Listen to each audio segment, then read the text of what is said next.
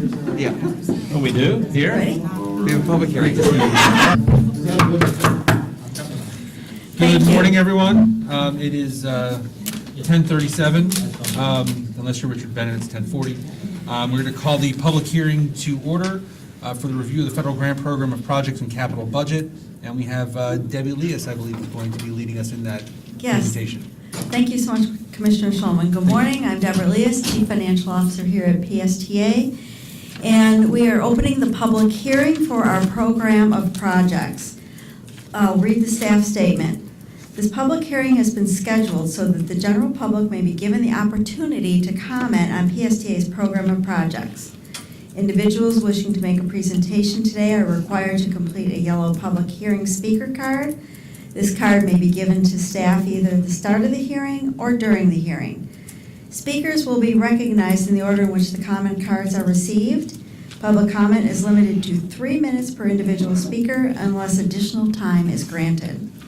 A group can designate a spokesperson by completing the appropriate form and presenting it to staff. The spokesperson can then speak on behalf of the group, addressing staff for 3 minutes for each member of the group present in the audience who waives his or her right to speak, up to a maximum of 10 minutes. Presentations will be limited to only the subject for which the public hearing is being held. The public hearing will not be closed until all individuals so desiring have had an opportunity to make a presentation. Please raise your hand if you require a public hearing speaker card, and one will be provided by staff. I don't see any public here. A paid advertisement concerning this public hearing appeared in the Tampa Bay Times on Sunday, May 1st, 2022. Notices were posted at PSTA Administrative Headquarters, Park Street Terminal, Grand Central Station, Williams Park, Pinellas Park Transit Center, on all PSTA buses on Monday, May 1st, 2022, and on PSTA's website on Monday, May 2nd, 2022. I think I was supposed to be May 1st. An announcement was posted on social media as well on Monday, May 1st, 2022. To date, we have received 0 comments on the proposal.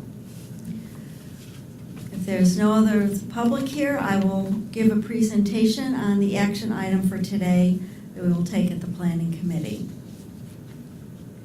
So one of the things that we just talked about in the other meetings is there's planning that results in actions. Sometimes it takes quite a bit of work to put together a program of projects. It takes a number of years sometimes to cobble together funding, but we're always looking forward to make dreams come true. And FTA requires us to get a board action and approval to move forward on our program of projects. On this slide, I am showing 2 different types of FTA funding sources. One is our FTA formula funds. And for this coming year, it is $20,370,450. What's important about this number is it is a 25% increase over what we received last year. With the great effort of the planning department, we were also successful in receiving discretionary and earmark awards. They're totaling almost another $20 million for what I am calling an eye-popping $40 million that we can put towards making any of these plans, actions, and dreams a reality. I'm going to start by talking. That was great background music for the next Wrong one. button. I don't even know where it came from. That's what you said last meeting. I know it. So what I'm going to start with is our smallest little piece. So it's not a dream. It's not a snooze. It's a little head bob where we wake up all of a sudden and say, oh my gosh, I think we need a radio. Oh my gosh, I think we need a small piece of equipment. So we get out of our formula funds from 5337. This coming year, it'll be a little over $9,000. But that sort of leads up to our biggest challenge has been in the past, getting money for zero-emission buses. So as you recall, in December, we brought to the board an action item for Gillig to buy up to 60 electric buses over the next 5 years. I had cobbled together some money towards that, and now we're able to put even more money towards it out of our formula funds and a bus and bus facility discretionary grant of $18.4 million.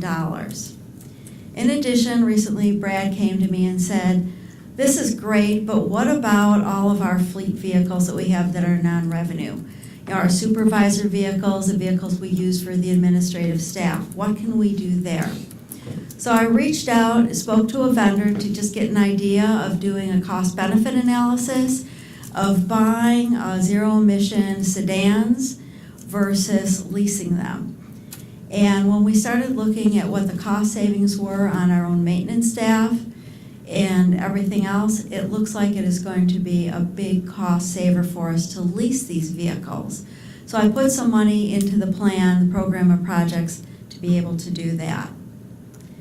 Now, in support of all these zero-emission vehicles, we are setting aside money for not only the bus equipment, the charging stations, but also for the solar panels that you've heard us talk about.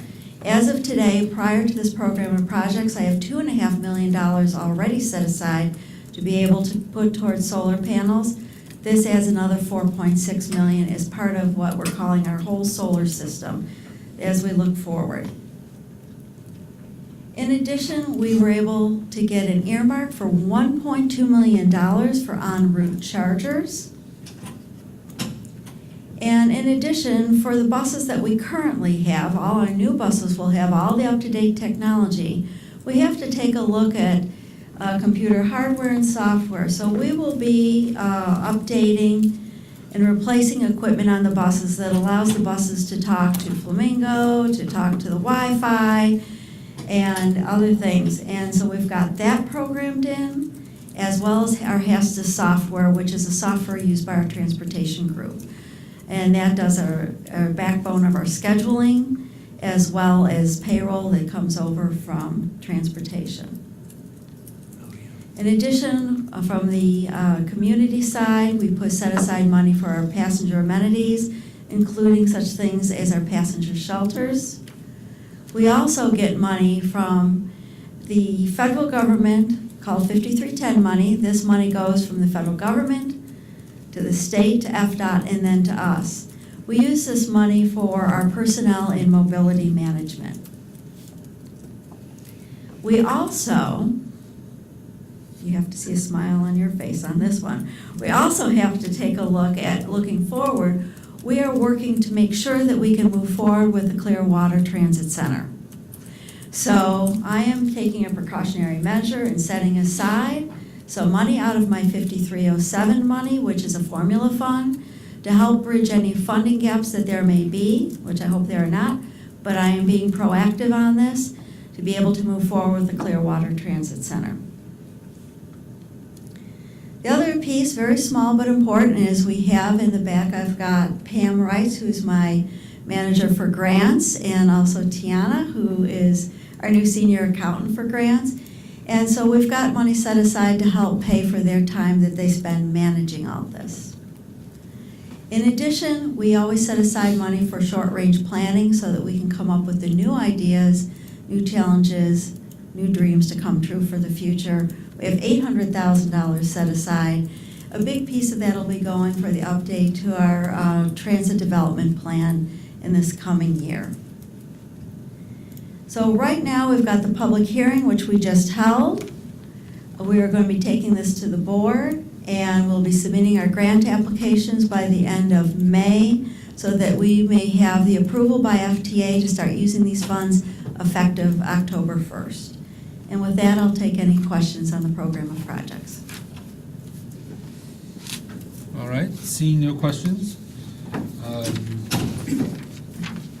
The next item was, I guess, we had public comments. We don't have any public here, so Debbie, thank you. And I You're think that very adjourns our public hearing on the federal grants program of projects. Thank you so much. We'll start planning committee here in just a second.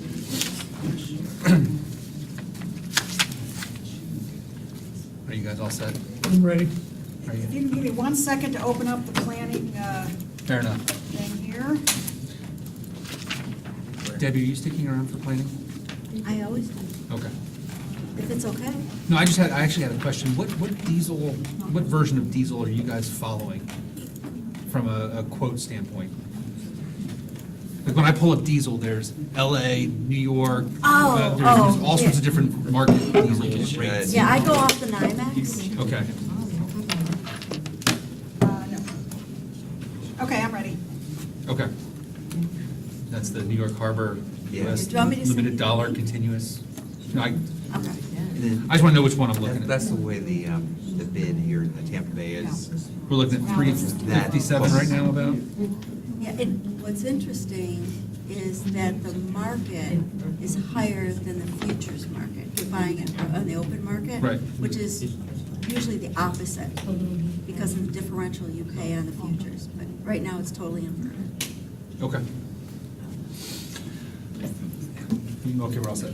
All right, I'd like to call to order the May 19, 2022 Planning Committee meeting.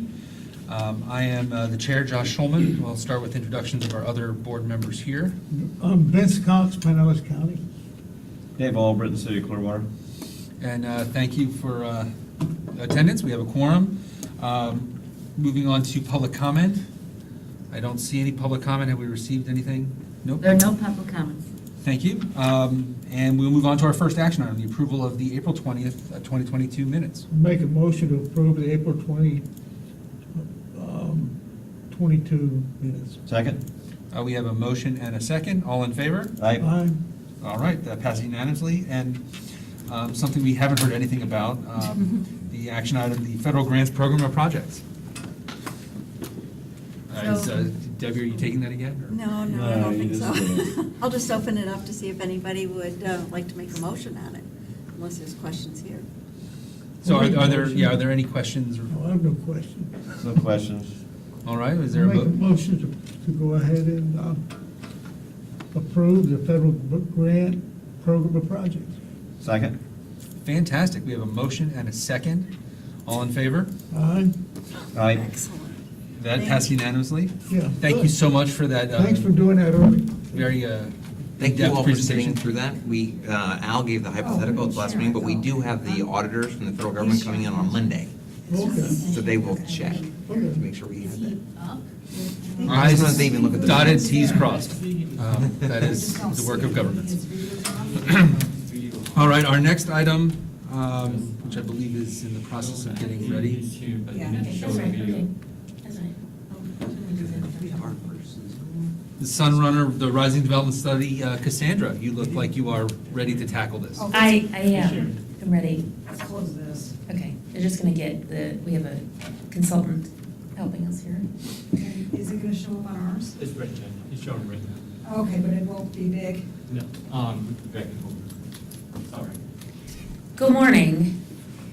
Good morning. This is a very exciting moment for this project, the Sunrunner Rising Development Study, which we began in 2020 and completely shifted around in order to make it a great success.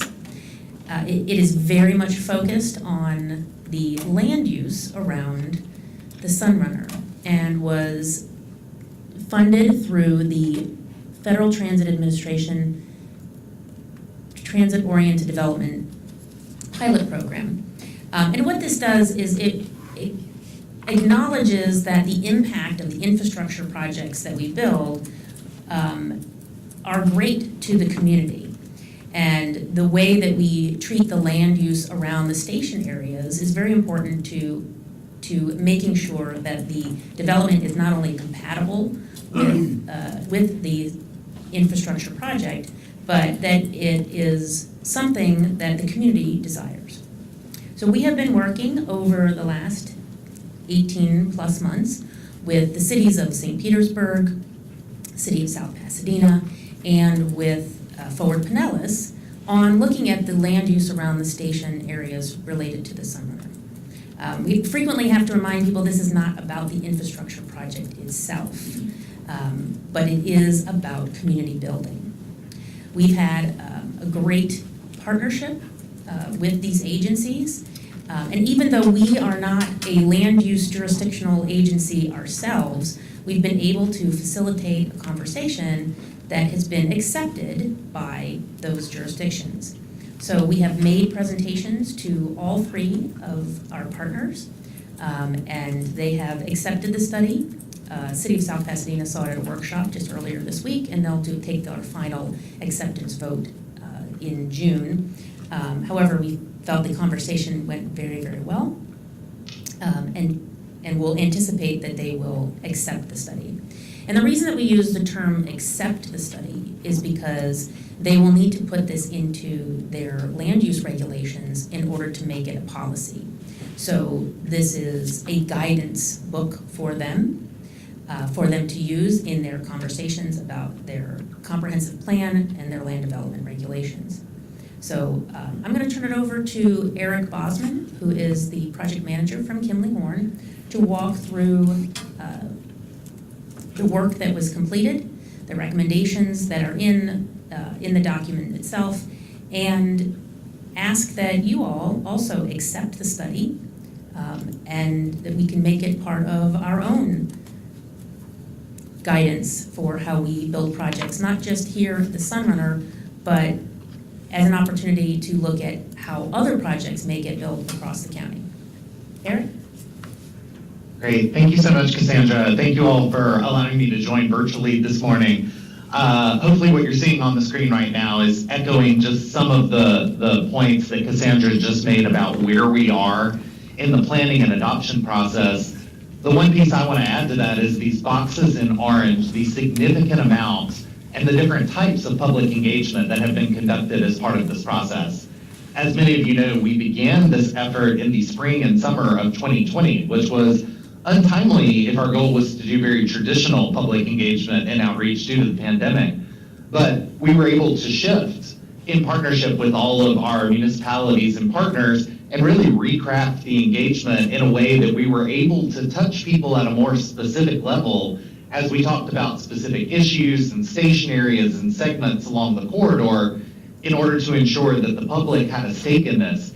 And if anything, I would say that we were surprised a little bit by the level of input that we had from folks who understand the potential to build upon this transit investment and harness redevelopment potential in these areas to really truly create mixed-use, walkable station areas that are in close contact with the transit stations in order to create more walkable, welcoming communities throughout Pinellas County. Now, as we developed the document, we actually developed the plan, one plan, but in 3 different volumes. So it's 3 different companion documents. And the reason that we did that is because the east portion of the corridor in downtown and Grand Central feels very different from the western portion of the corridor in the city of St. Pete and what's appropriate within the city of South Pasadena. So by developing this plan in 3 different volumes, we were able to not only create standards across the project as a whole, but then also go into greater detail and tailor our recommendations to the specifics of each community and each station area. And what that has enabled us to do is really craft something that looks at both the policy and the infrastructure needs in each individual segment and tailor those needs to the individual character, personality, and next steps, implementation items for each of the communities. We've said repeatedly throughout this process that a one-size-fits-all planning approach for a corridor of this complexity and this size wasn't going to be appropriate. In order to combat that, what we did is we created a series of place types, 4 different station types throughout the corridor that recognize that our downtown stations are well under development. There are some policies that are already in place that are creating dense walkable areas around the transit stops. We just need to continue that momentum.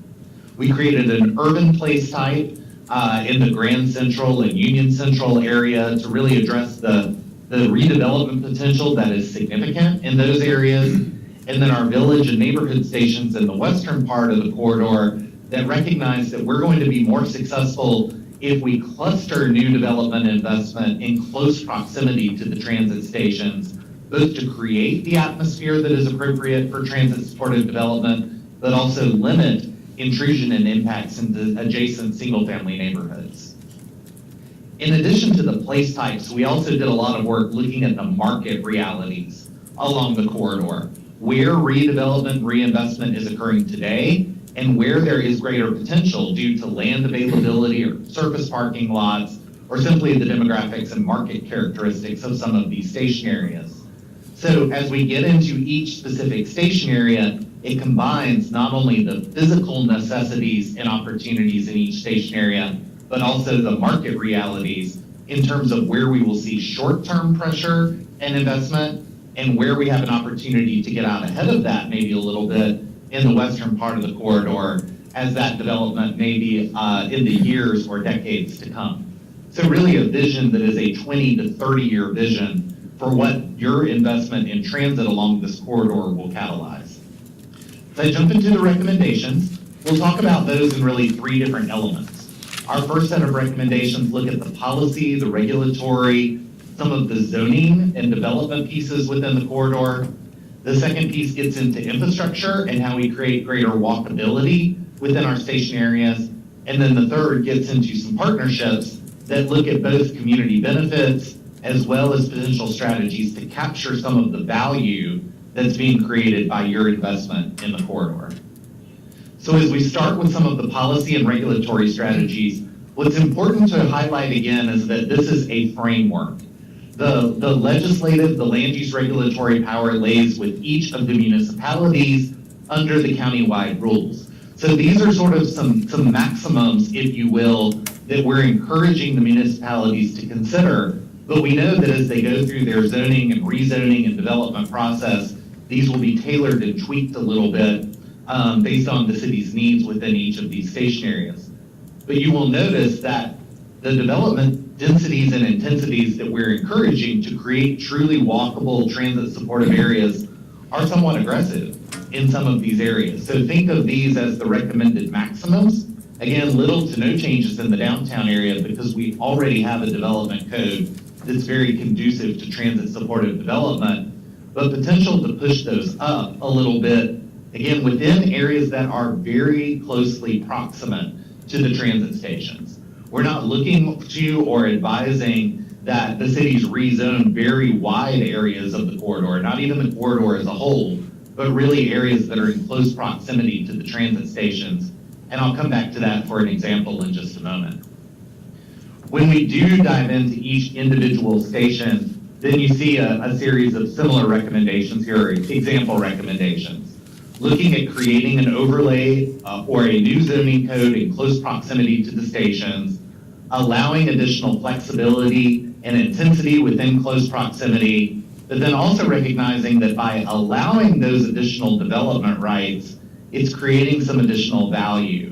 And we want to make sure that we're creating a corridor for everyone in Pinellas County. So there's potential that some of those additional development rights come through bonus mechanisms that encourage the retention and creation of workforce and attainable housing, that seek to reduce parking minimums within these areas so that we are creating a more walkable transit supportive environment, and that keep an eye on opportunities to maintain affordability and places for local businesses within these corridors. When we take the recommendations that we've outlined, sort of that framework from the last couple of slides, and we apply it to all of the station areas in just a quarter mile, basically just within an easy walking distance of each of those stations. When we put that together, this slide shows you the development potential in the corridor, that based on your investment in transit, that could generate almost 20,000 units of new housing over the next 20 years, and potentially up to 5 million square feet of local serving retail and office within the corridor. When we look at, for example, St. Petersburg's Plan 2050, we're talking about the potential to absorb 50 to 60% of the city's growth solely within this corridor in an area that has access to high capacity transit and that creates the livability and walkability that people are seeking in where they're choosing to locate today. And as we go back to sort of this close proximity to the stations, we wanted to use this slide to give a little bit of an example of this. As we've conducted the study, the rule of thumb that we've used is a quarter-mile walking distance. That's a fairly standard transit rule of thumb that we use for areas that are walkable and in close proximity. But what we recognized and what we heard in close conversation with the leadership of the city of St. Petersburg in particular is that in our downtown stations and our urban stations, we may be far enough ahead of the game in terms of walkability and development, or there is a thirst and a vision for that level of walkability that we might want to look at half a mile within proximity to the stations in those downtown and urban areas. So what you see on the screen is the left side shows you the 22nd Street area and how particularly south of Central Avenue, how a quarter mile might make a great deal of sense in terms of expanding these development regulations and opportunities. As you go into the north, that starts to go into single-family neighborhoods where that might not be viewed quite as positively.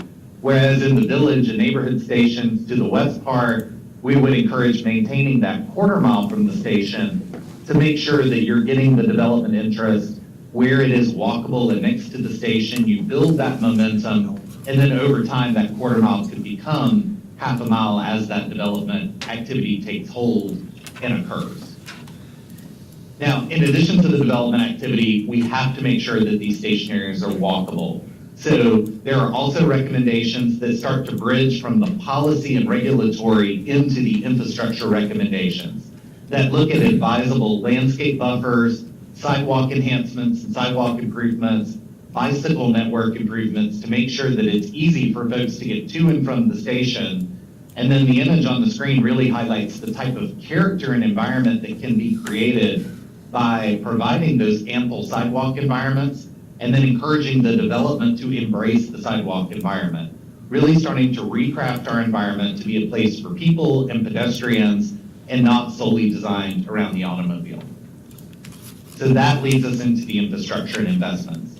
And in each of the station plans, the documents lay out opportunities to enhance our wayfinding, our bicycle and pedestrian connections, our opportunities to address some of our street standards and parking standards that actually are much more automobile oriented and less pedestrian oriented. So some of those need to be examined, as well as the potential to preserve and provide additional public open space. Because when we create environments that are more transit supportive, more condensed in terms of their development environment, we have to have the public open space to maintain and enhance the quality of life for those that choose to live in a more condensed urban environment. The last set of recommendations that we'll get into look at some partnership opportunities. And so these are, how do we make sure that the community as a whole benefits from the investments that are being made here? There's a whole appendix in this document that talks about opportunities to maintain housing affordability and to provide affordable housing and workforce housing within these station areas. The market will probably not provide that on its own, so we are looking for ways through the regulatory enhancements to make sure that there are ways to maintain affordability and make sure that everyone can live in this area. Part of the strategy is the plan develops a community-based AMI, because normally when we use average median income, it's a county-wide standard. But that doesn't necessarily mean that the average median income county-wide is anywhere near the average median income for some of the existing communities along this corridor. So as part of the study, we developed a community-based average median income, which will allow us to tweak and tailor some of the grants and benefits and recommendations in the future so that it is appropriate to these communities along the corridor.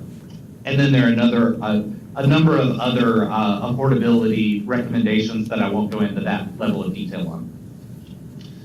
The plan also outlines a number of community asset building and neighborhood service needs within the area. These are basically ways to make sure that some of the jobs that are created along the corridor are also accessible to those that are living in the community today.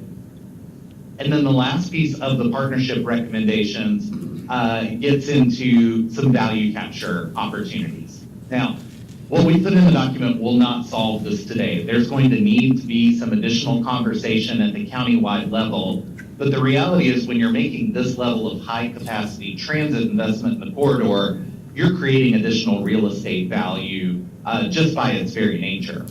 We've looked at models throughout the country, and particularly across Portland and the Southwest and the Southeastern United States, and what we've put into the plan are 3 different models for how the county might consider establishing a special service district or a value capture funding increment in order to recapture some of the real estate value that's being created within the corridor and utilize that revenue in order to both offset some of the cost of maintenance and operations of the system in the long term, as well as create a funding mechanism for some of the infrastructure investments that will be necessary to maintain and enhance the station areas and their walkability. So that's a pretty quick run through 3 different documents, several hundred pages of text, but it outlines some of the major recommendations and the structure of the plan. I would echo again from Cassandra what an amazing partnership this has been between your organization, Forward Pinellas, and the 2 cities. As Cassandra mentioned, the city of St. Petersburg has already accepted the study, incorporated it into their comprehensive plan, and are already moving forward with looking at zoning changes and adjustments in the 22nd and 34th Street corridors as an outcome of this plan.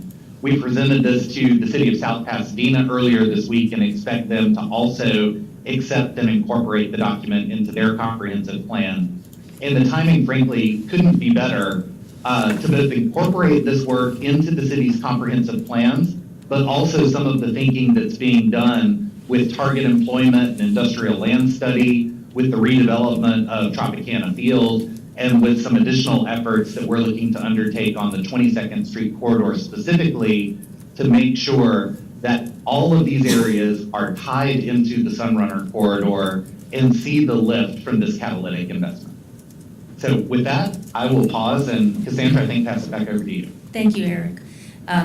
As I mentioned, the study is very comprehensive, and there are elements of it that we can take on as we move forward, and there are elements that our partners need to take on in order to make the entire corridor successful. Some specific studies that could come out of this that we would either lead or be very engaged in would be the 22nd Street corridor. We have a grant from the Florida Department of Transportation to take a look at that corridor as a follow-on study from these recommendations.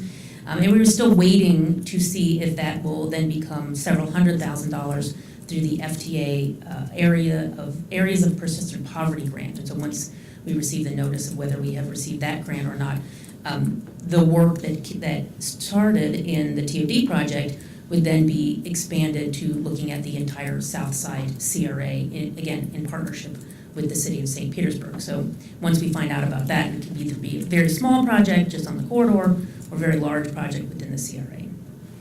The other thing that moving forward for us as an agency that I was very much interested in was the value capture discussion.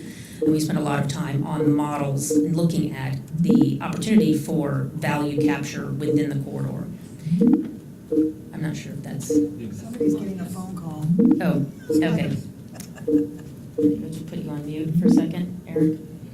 Can you do that? Go to the left. Is he getting one?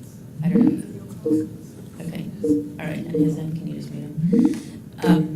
So in that value capture discussion, we, I know it's hard to, hard to focus a little bit.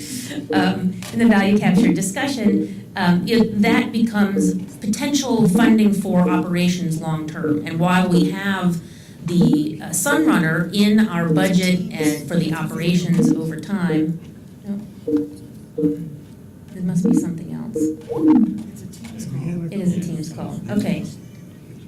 I really tried to focus, yes, but it was very difficult. It's like a fire alarm going off. So the value capture and the work that was done in this study could turn into operational dollars for future BRTs. And the reason we wanted to have it in the conversation in the context of the Sunrunner is because if something like that is available to us, right, we are putting a tremendous amount of infrastructure investment in the corridor. It is, as Eric mentioned, it's turning into real estate value that we could then capture back into the operations. That would really help us expand across the county. And so that work will be going into a discussion with Forward Pinellas in the context of their LRTP and future funding for transit. So those are some very specific pieces that, while they are not land use necessarily, they were very valuable in this context, and they are valuable to us as an agency. So Eric is with us virtually today, but he will be here for the board meeting in person. So with that, we'll entertain any questions that you might have today, but understand that this will be an action item at the board as well. Any questions? Okay, well, since I will not be at the board meeting, there's a fifth grade graduation happening that morning. I'll go ahead and ask the questions, or at least bring up some of the points that I've made before. And I appreciate you talking about the special service district and trying to recapture some of that value.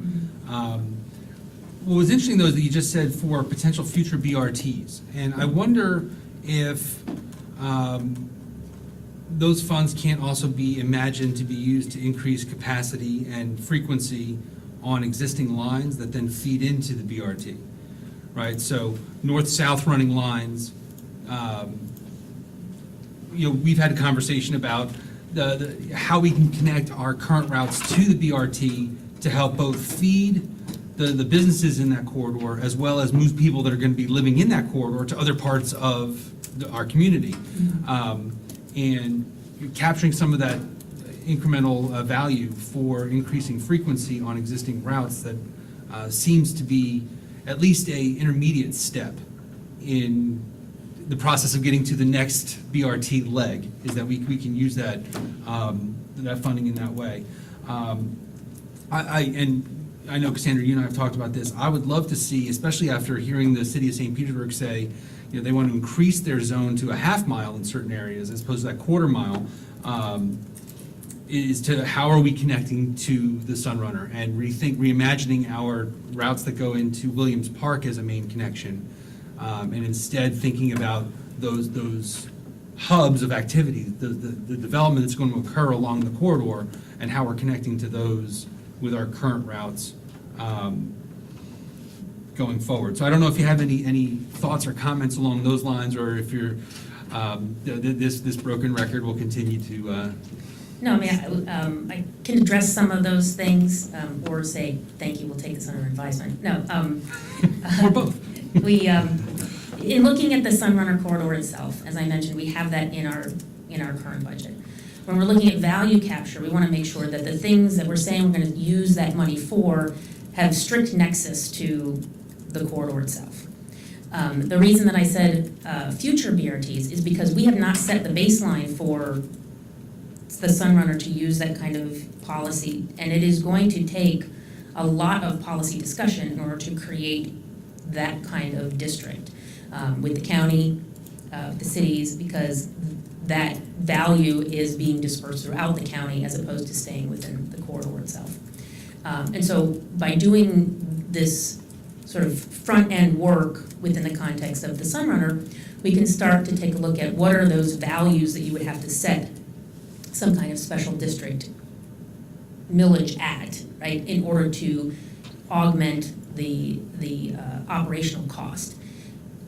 Depending on what kind of service you have in the corridor itself, it could be quite high and might not be palatable, right, for every corridor that we have planned within our long-range vision. So in your question about what about connecting routes, when we can, Debbie loves this, move money from one place to another, but so we can keep the nexus within the Sunrunner corridor, but then use those dollars that we've allocated previously to run the operation could then go to other things throughout the system. But I think this is a much broader discussion at a county-wide level because it is such a financial policy decision.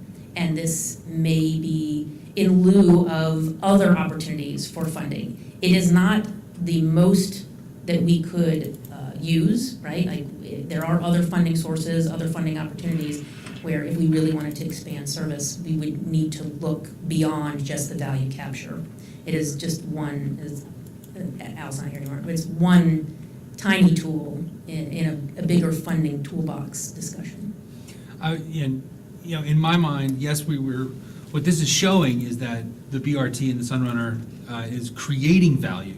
Yeah. And in my mind, connecting more of our communities to the Sunrunner creates even more value.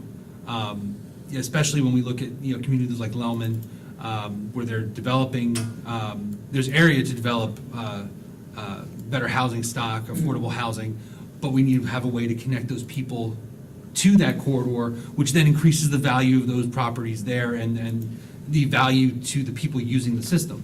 So, and I know this is stuff that you think about all the time, and so this is not a, hey, here's a brand new idea that you've never heard of.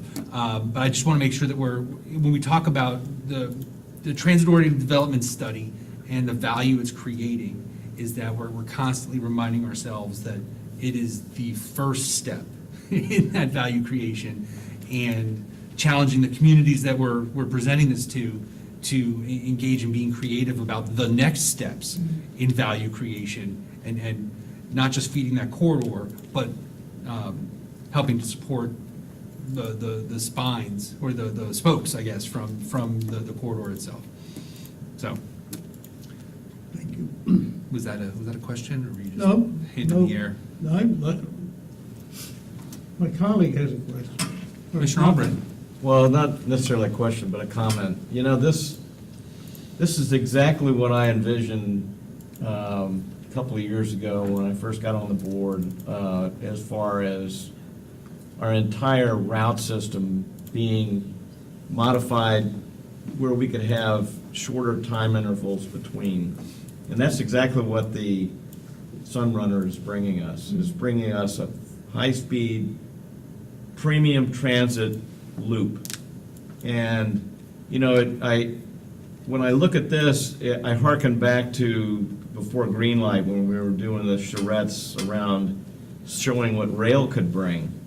This is the same thing. It's divided up. It shows the activity centers that could blossom around these different stops. And I think this is going to go such a long way in showing everybody in this area what could happen when we go to premium transit. So, because we are going to have to put it out in public sometime to say, look, if you want this, you know, we've done this with funding, but you're going to have to belly up a little bit, and we're going to have to really, if we want to take that big next step, this is kind of is going to lay it out to everybody and actually show them what could really happen if we had premium transit here. So every 5 years, we do our transit development plan, and we start that pretty early, but that lays out the vision and feeds into the long-range transportation plan. We're writing the scope for that right now,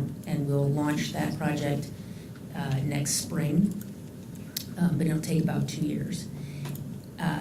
We have done it, since I've been here, this will be the third community bus plan that we've done. And it always ends the same, right? A long list of things that we'd like to do and no money to do it. What's exciting about this time around in looking at the system again is this time, all the hard work that Avi and everyone has put into putting the Sunrunner together, we're gonna have that operational Yes. by the time, for at least a year before we start talking to the public about what our next vision is. And I think the conversation will be much different because we'll have something on the ground that people can go see, touch and feel and ride as much as they possibly can to know what we mean when we talk about premium transit. So thank you for that. All right. Any additional comments, questions? No? I Okay, have a well, then- recommendation. I was gonna say, we need a motion. I have a motion to recommend approval to accept the Sunrunner Rising Development Study findings and recommendations. And I'll second that. Okay? All righty, all in favor? Aye. Passes unanimously. Thank you, Eric. Thank you, Cassandra, as always. Thanks, Eric. Is there any other business for the planning committee? No? No, All right.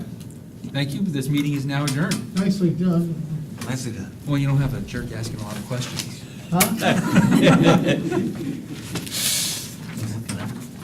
Which, Route 11 actually does go. I'm glad you made all the The motions. Wellman, I'm right behind you, backing you.